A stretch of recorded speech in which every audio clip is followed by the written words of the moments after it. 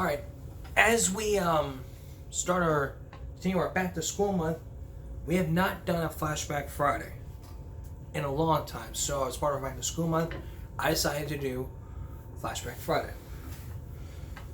Looking back at all of the stories, issues that we talked about related to school. So our first Flashback Friday story, which means part of our back to school month, we are talking about our local school boards. We've put that on our back to school month because that's something that parents have to be prepared for if there is something's happening. So again, the whole reason why we're doing this back to school month is basically to help prepare the kids and you, the parents.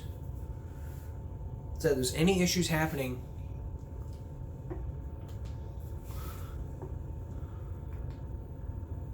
you can talk to your local school board.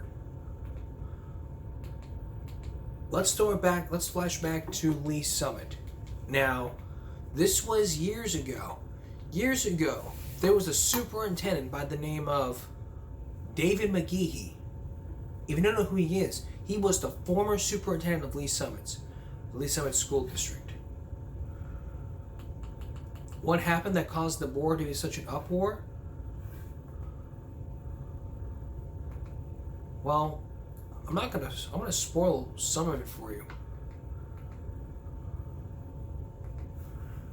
What had happened was, he was the highest paid superintendent ever. Part of that, he was also in a relationship with the school district attorney. I have some stories about the parents in anger and about this, put him on administrative leave. Mind you, this was like 6 years ago. This was like sometime like 6 years ago. So let's take a look at the stories. What's who do with friends is so bright.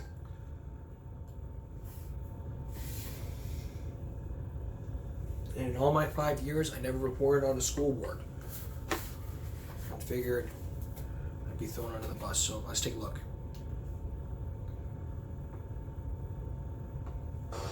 Do your job. All new at 10 o'clock here, parents making their voices loud and clear at tonight's school board meeting in Lee Summit, some even calling the superintendent to step down. 41 Action News reporter Tom Dempsey was at tonight's meeting where things were very heated. Tom. Yeah, that's right, Krista. Parents showed up in full force to the Lee Summit School District building that you see behind me right here. Some parents even brought signs like the ones you see me holding right here, demanding answers from the superintendent and the school board for what they are calling a public crisis. Lee Summit R7 Board of Education, you have a big problem. Superintendent David McGehee and the Lee Summit School Board are under fire. Because right now you are doing what is typically called a bully pulpit. Parents are fed up after the board voted to raise Superintendent David McGehee's salary to almost $400,000, making McGehee the highest paid superintendent in all of Missouri. Parents say the talks were all behind closed doors. I need you to process the paperwork for a recall on this whole entire school board. McGehee is also facing heat for his relationship with a school district attorney. Parents believe it's a conflict of interest. We call for the resignation of Dr. David McGehee based on his recent actions. McGehee stayed noticeably quiet tonight. Parents asked why thousands of taxpayer dollars were spent looking into the relationship. Outside consultants say there was no wrongdoing, but some parents say the public is being kept in the dark. We're concerned about the lack of transparency that has transpired between the school board and the interests of the voters. The message from parents was clear. The money from the salary increase and the relationship investigation should be better spent. The issues are the kids. I mean, kids should be first. I mean, what can we do to make the schools better for our kids? Superintendent McGehee now just needs to sign that contract for it to be official. Also, we want to note, I was able to catch up with school board member Bill Baird following the meeting. He was the one that brought up those issues you just saw. He says his biggest goal moving forward with the school board is for more transparency with the public. Reporting live in Lee Summit, Tom Dempsey, 41 Action News. And it doesn't stop there.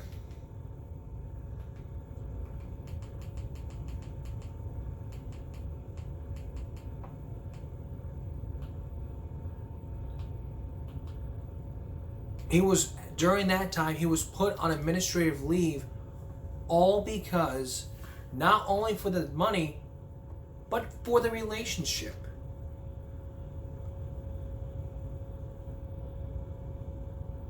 Because let me tell you right now, if I was a superintendent and they suggest I get higher paid, I would regret it. I would say, no, I'm not signing that contract. I already changed my mind. That money needs to be spent for the children.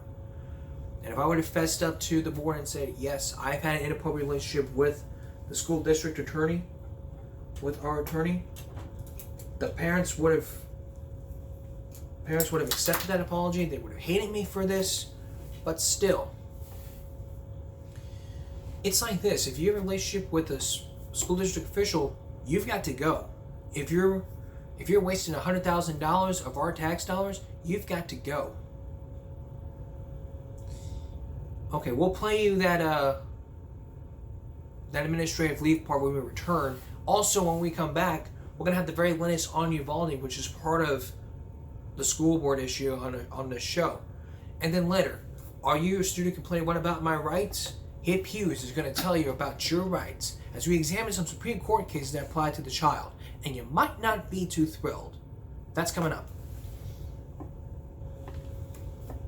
Up front tonight, Lee Summit relationship / money-raising hell.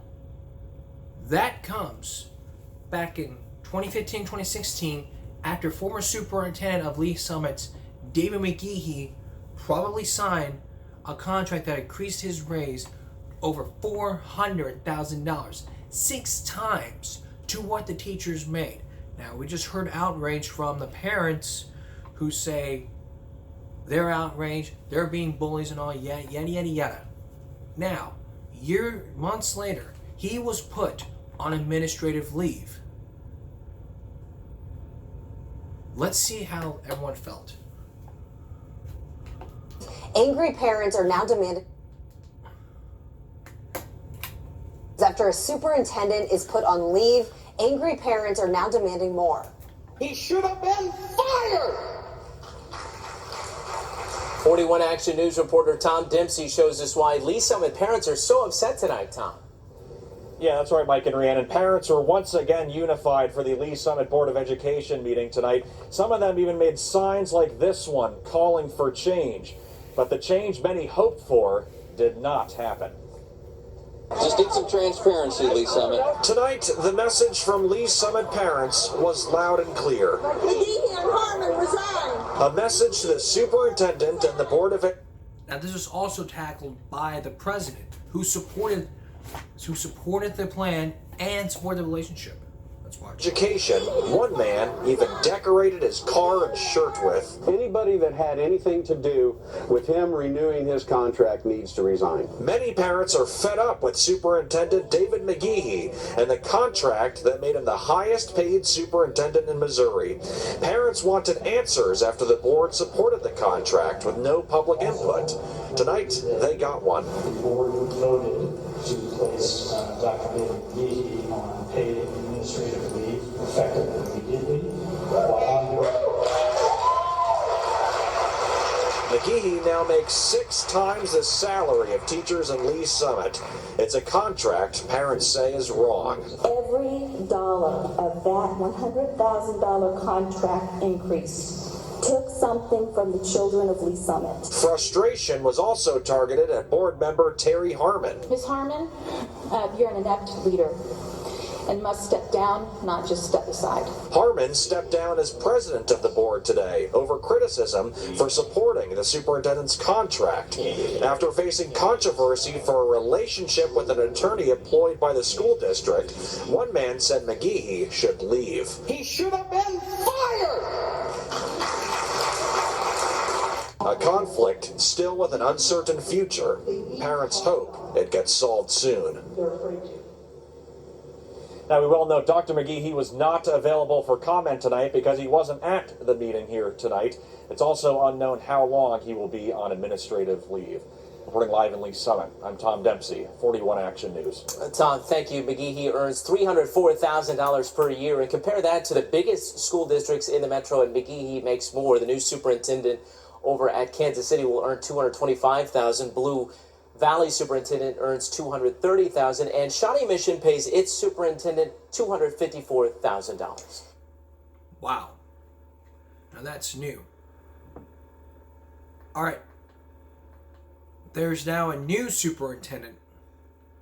After all that, he resigns. So that's all that. McGehee decided to resign. Superintendent David McGehee is resigning after facing mounting backlash. Many parents were fed up due to his massive salary and a relationship with a lawyer doing work for the district. 41 Action News reporter Tom Dempsey explains how parents are now reacting and what the school board is now doing to move forward. Tom. Well, Mike, for quite some time, parents here in Lee Summit were calling on Dr. David McGehee to step down. Some put signs like this one on their lawns across the area. Others protested outside the school district building that you can see behind me. This week, they finally got what they were looking for. McGehee and Harmon resign. After months of protests from Lee Summit parents, Superintendent David McGehee is stepping down, resigning at the end of June.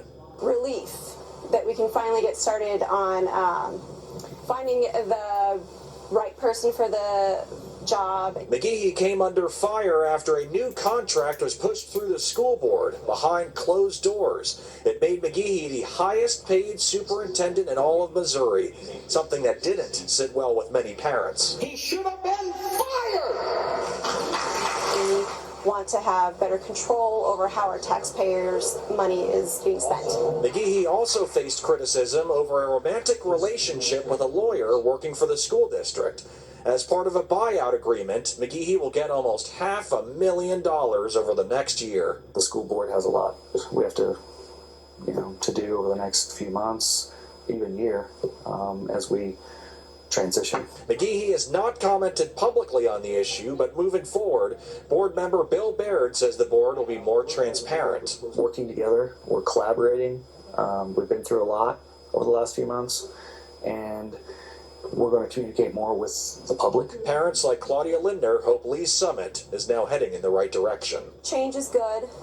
Change will, it's going to happen. So hopefully we'll get changes for the better.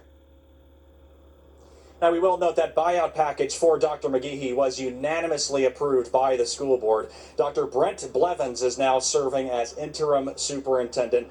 The new school year starts in 57 days here in Lee Summit, and the school board hopes to have a permanent replacement for superintendent before the start of the school year.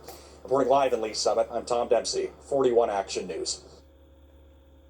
And during that time, after that, a new superintendent was part of that. So let's take a look. The new superintendent in Lee Summit today, Dr. Dennis Carpenter, is the new leader of Lee Summit Public Schools.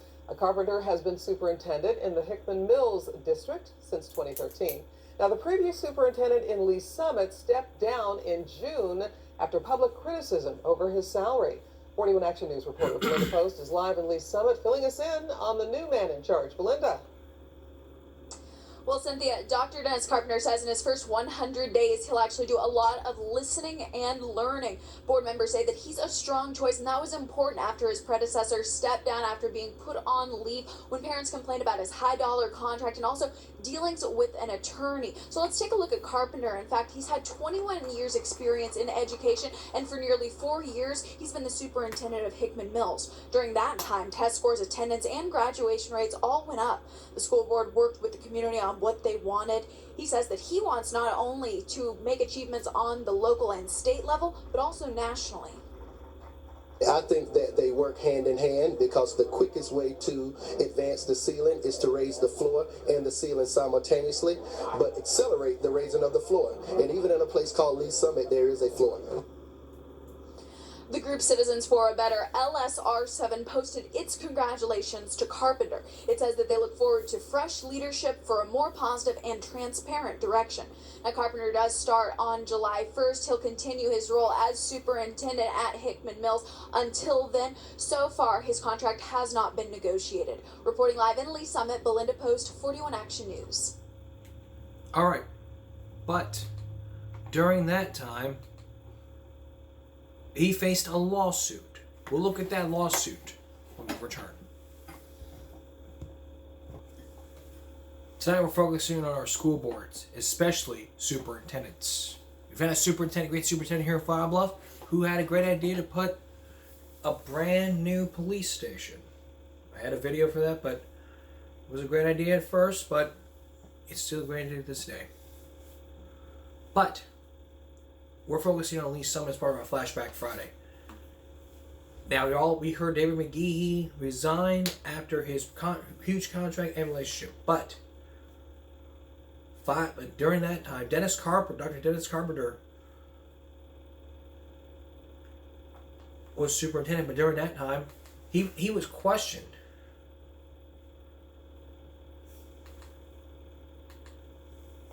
So let's take a look at the parents questioning Dr. Carpenter.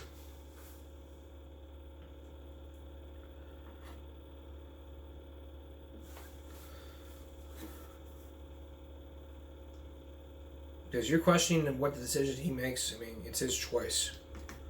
Watch. Attend concerned parents question the man that will soon be in charge of their kids' education. It comes after a 41 Action News report revealed lawsuits against the district the new superintendent currently works for. 41 Action News reporter Tom Dempsey first broke this story. He now joins us live from Lee Summit. Tom. Yeah, that's right, Mike. A question and answer session with Superintendent Dennis Carpenter was held tonight at Lee Summit West High School that you can see behind me. Parents could submit questions on cards like the one you see me holding, and as one school board member described, quite a few questions revolved around trust. Oftentimes you hear, he was the superintendent at the district next door, and I saw what happened in the district next door. Tonight, the Lee Summit community wanted answers. So maybe tonight we can clarify and really have a candid, genuine conversation. A week after being named superintendent, Dennis Carpenter found himself at the center of an uproar. Age discrimination lawsuits against the Hickman Mills School District during Carpenter's time as superintendent led many to wonder about his leadership. Tonight, for the first time, Carpenter addressed the topic. I do not view those lawsuits as any reflection on my leadership. It's not unlike other districts across the country that constantly deal with litigation. The lawsuits led to school board members being inundated with calls and emails over the last week, asking about Carpenter's past and what could happen in Lee Summit. Many questions during tonight's session revolved around just that. I view the reaction from the community as a positive because it shows investment in their public schools. With his new contract now signed and approved by the school board, Carpenter says one of his first priorities will be reestablishing trust with the community. One thing that I'm going to do in my leadership is make sure that we spread the ear of the leadership across the community. The school board continues to stand by the superintendent. School board president Bob White says the community should not be shocked about the lawsuits involving Carpenter's time as superintendent of Hickman Mills. It is not uncommon for those to be filed in the state of Missouri. It's very easy to do. After a controversial start to Carpenter's role as superintendent, at least one Lee Summit woman says she's ready to move forward.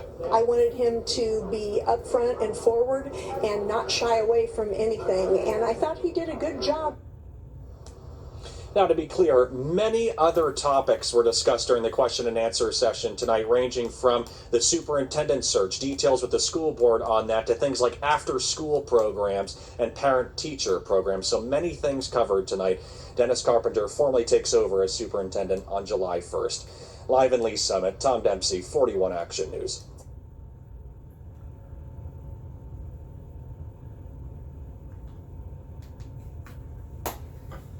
The incoming superintendent for Lee Summit Schools is taking questions from concerned teachers and staff at a special meeting. Well, so far, their questions have focused on salaries after a handful of teachers filed a lawsuit against the Hickman Mills School District claiming discrimination. Dr. Dennis Carpenter was the superintendent at the time. And 41 Action News reporter Cynthia Newsom is at the meeting right now. Cynthia, what is staff saying to you?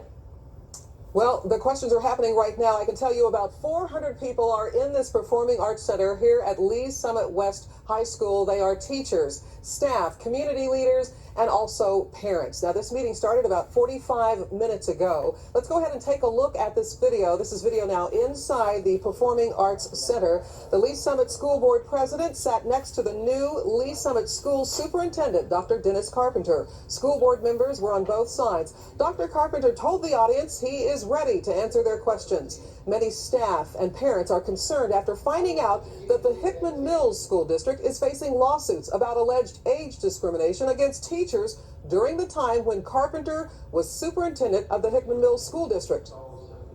My questions involve the lawsuits in the Hickman Mills School District, and I want to hear from him what is his part in that. If he has no part, I want to hear him say that.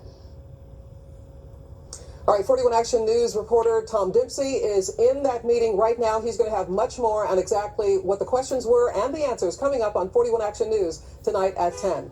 Live in Lee Summit, Cynthia Newsome, 41 Action News.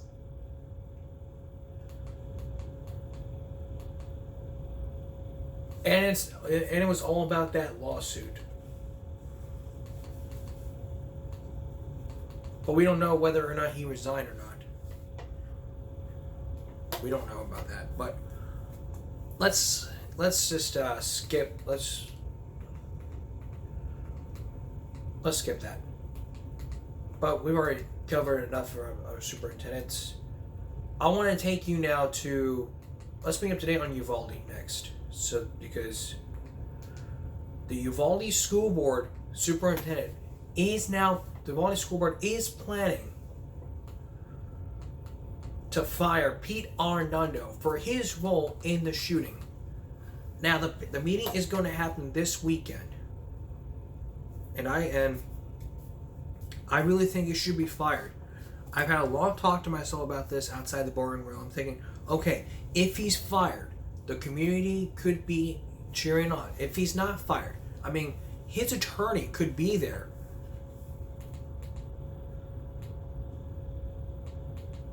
I mean, this is all about him. This was all about Arredondo and the police not doing their jobs. Arredondo was on the phone. The officer was on his phone. So that officer who looked at his phone during that time, he was fired.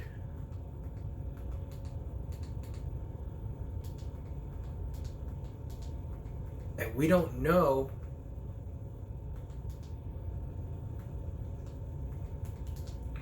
and we probably know he had something to do with it. Not the officer, but Pete Arredondo. He was on his phone negotiating how he handled it. It took 77 minutes. Now remember, it took 77 minutes for everyone to get there, and the shooter was down. His role. Parents are demanding action.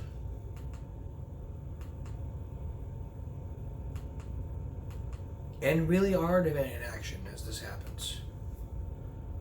We'll bring it up today on Argument Saturday, after the meeting. All right. What are your rights at school? Hip Hughes is going to tell you when we come back. Are you a kid at school and always wondering, what about my rights? I want my rights. What about my rights? Well, we're going to tell you your rights as we look at some Supreme Court cases that involve the child, you as a student. And you might not be too thrilled. From free speech to making you piss in a cup. To not using the Fourth Amendment in our schools. Here's Hip Hughes. So we're going to start off with some good news. The actual first case that applies to students in a positive manner is 1943. This is West Virginia Board of Education versus Barnett, where a group, a Jehovah's Witness religious group, is basically complaining that they don't want to have to say the Pledge of Allegiance, they don't want to have to salute, and in the 1940s, you were compelled to do so or you could get suspended. And you could see sometimes the saluting was a little bit creepy. But either way, the Supreme Court's going to rule on the side of students who don't want to have to salute, say the Pledge of Allegiance, saying that the government doesn't have the ability to compel you to do that. So it's not so much a freedom of speech kind of idea, but more of kind of a freedom not to have to speak, not to have to act. But the big case, and this is the one you want to study, kiddies, is Tinker versus Des Moines, 1969. So here's the context of the case. It's 1965, the end of 1965, and the Vietnam War is getting a little bit hot, even though it's the Cold War. And Robert Kennedy has basically announced that he wants a truce, a ceasefire, as we approach the Christmas holiday of 1965. And there's a lot of protesters and a lot of anti-war people and a lot of kids that are for this. And that includes the Tinker family. We have John, who is 15, Mary Beth, Paige, Hope, and a friend, Chris Heckard, that get together and they plan on supporting this endeavor by putting on some black armbands and going to the school. And when the Des Moines School District gets hold of this information, and it's not just the high school, but the middle school and the elementary school, they kind of, preempt it by saying, don't you dare. We don't want any of that kind of disturbance when we're trying to do the learning. And the kids do it anyway. And then on December 16th, Mary Beth and Chris Eckhart got suspended. John got suspended the next day. And it probably would have ended there if it wasn't for the lobby group, the civil rights organization, the American Civil Liberties Union, who came in and said, we think we should do something about this. And that case eventually travels to the Supreme Court. They had lost in the lower court of the district court. Court of Appeals was a tie. And now they're there to say that students have some rights. And the court agrees. It's the Warren Court, the liberal activist court, who basically says that it's one thing if you're trying to, promote learning, you're trying to have a calm atmosphere. You're not doing it for that reason. You're doing it because you want to avoid controversy. So students have a right, maybe not to yell in the cafeteria, but they have a right to symbolically protest, even if it's an unpopular opinion, in school. The court says you don't shed your rights at the schoolhouse gate. You got some rights. So enjoy that, because I'm about to poke holes all over your Tinker armband rights. You can't say that. So the first big hole in Tinker is going to be in 1986. It's an episode that occurs in the early 1980s. It's called Bethel School District versus Fraser. And Matthew Fraser is a senior, and he's nominating his friend Jeff to be on the student council. And he gets up there and he says, Jeff is a man who is firm. He is firm in his pants, firm in his character, and firm in his belief in our students. And he will use his point to pound away at this. The principal immediately suspends Matthew, saying that you've crossed the line. This isn't freedom of speech. And he's basically saying that's not for you to interpret. This is my freedom of speech. This is the Bill of Rights in action. And the court sides on the side of the school, basically saying that the school has an ability to limit Tinker if it comes to things that they can interpret as being sexual innuendos. And they say, obviously, the kid's referring to that, so we have the right to shut you down on that. And there are current cases. For instance, there's some students, middle school students, who are wearing the I Love Boobies bracelet in the kind of the cancer awareness fundraising spirit, and they were suspended, and they actually won their appeals case. It's not going to the Supreme Court. They said that that was a legitimate freedom of expression, and they're allowed to do that. But you better be careful if you're getting a little bit of, close to the hanky-panky, which is hashtag creepy. I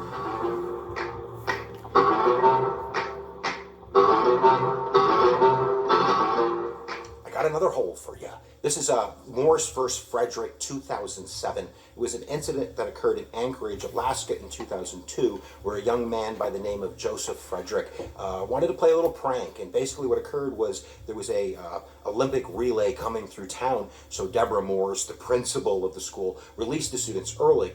Joe wasn't there. He showed up a little bit late, but when he showed up across the street from the school, and as the cameras came out, their big moment was going to be on the TV screens. He unhurls the banner, his freedom of speech in action, bong hits for Jesus. I don't know what's going through the kid's head, but I know what's going through Deb Morris's head as she runs across the street and rips it out of his hands. And eventually, he's going to go to the Supreme Court saying, she violated my freedom of speech. She had no right to do that. And the school says, you better sit down, son.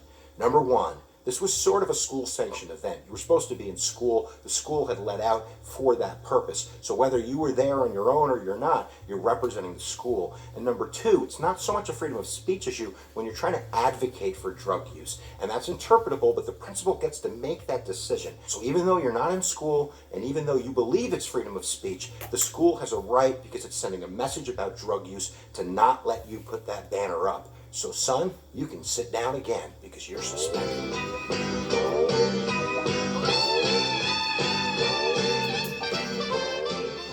want to print an article in the newspaper, don't you? You think you can do whatever you want because of your freedom?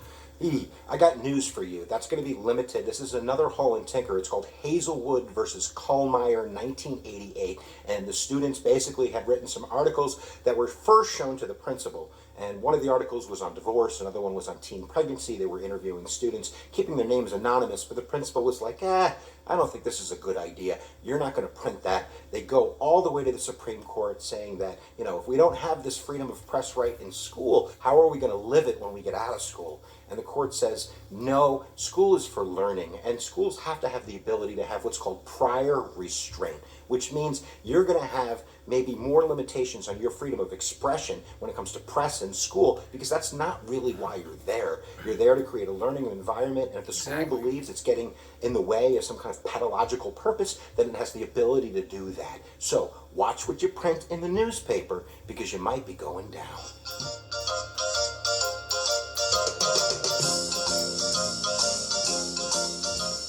Yo, you can't search me. You ain't got no warrant. Fourth Amendment, baby. Psych. Not in school, you don't. This is New Jersey versus TLO 1985. And basically these two girls, they're doing a little bit of the smoking in the bathroom. They come out, someone smells it. The vice principal's like, empty your bag. They're like, we're not going to empty my bag. The vice principal's like, I'm going to empty your bag. And bada boom, you have drug paraphernalia. You're out of here.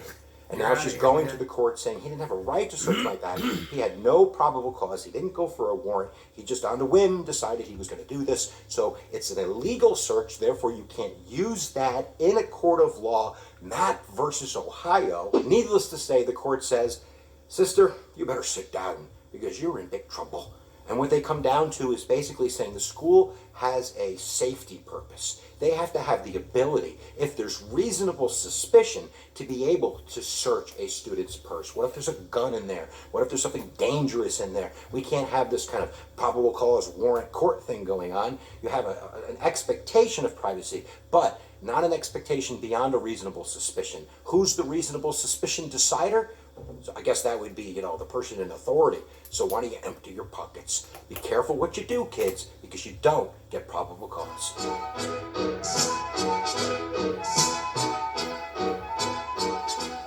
You can't make me pee in a cup. Oh, maybe we can. There's actually 2 court cases that deal with student drug testing. Both of them are random drug testing that occur when you join first an athletic group, and this was the earlier court case. This is Veronius School District versus Alton, 1995, where a student was joining a sports team and basically said, look, I didn't do anything wrong. You can't make me, give up my pee-pee because you just are randomly drug testing. You have to show I did something wrong. And the court says, not so fast, son. We have a duty in school, not only to send a message about saying no to drugs, but to make sure, especially in athletics, you can't be on the field high. You could get hurt. So we have a duty to protect not only the message, but to protect you. We want to protect you. So therefore, it was held constitutional that schools can do random drug testing when you're joining, let's say, the football team or the baseball team or whatever. Now, the next court case, which is a Board of Education versus Earls, 2002, doesn't deal with athletic groups, but competitive non-athletic groups like the chess club or the debate club. And remember, the prior message was, we're doing it for your safety. You could get hurt out there. But the court's going to broaden that. They're going to broaden the hole in your kind of Bill of Rights shield by saying, nope, the message of drugs is so important. We have such a duty to protect that we have the right to do random drug testings if you join the chess club. So there you go, guys. That's all the court cases. So the bottom line is, you have rights. But they broaden your rights. They broaden your whole shield. So you got some rights, but you do not have the right to break the rules. And if you want to say, well, it's like prison. Being in prison, you ever go to prison, you'll find out the prison is a whole lot different than school. Try thinking about it. And think about what Hip Hughes says. You want to look at Supreme Court cases? Well, down on the Give Me a Break newsletter, it's gimmebreak.substack.com. That's all this edition of Give Me a Break Friday going to Saturday. We'll see you again for Give Me a Break Saturday night. And our season finale Give Me a Break is going to be sometime at the beginning of August. But we'll be back August 9th for our first day of school topic outside the school. I'll give you more details about it now and give me a break Saturday. For all of us here at YouTube, and give me a break. Good night, everyone.